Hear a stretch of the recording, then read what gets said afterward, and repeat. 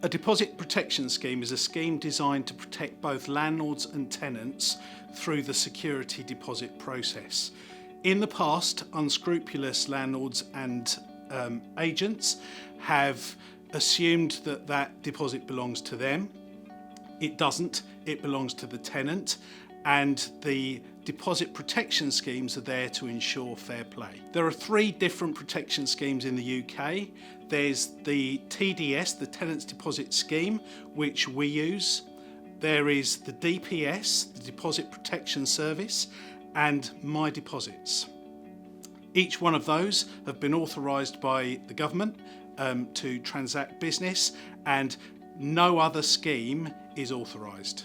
The rules surrounding these schemes are incredibly complicated. On the face of it, they look quite simple in that you have to protect a tenant's deposit within 30 days of receipt, and you have to prove to that tenant that the deposit has been protected by sending them a certificate.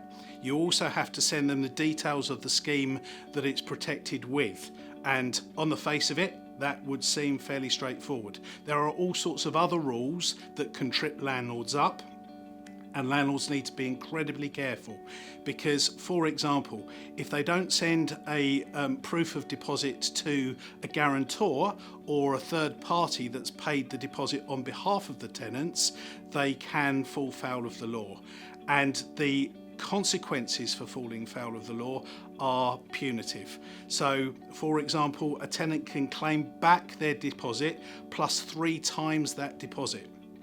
And bear in mind that the deposit is quite a lot of money in a lot of cases, particularly in central London. That can rack up to be a lot of money.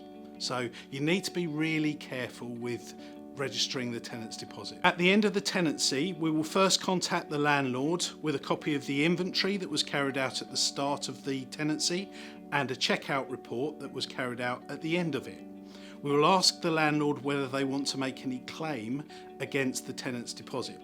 We will then contact the tenant and negotiate. That's what we do. 99 times out of 100, we'll find agreement. The landlord will be reasonable, the tenant will be reasonable, and they'll come to an agreement with any damage that's been done to the property.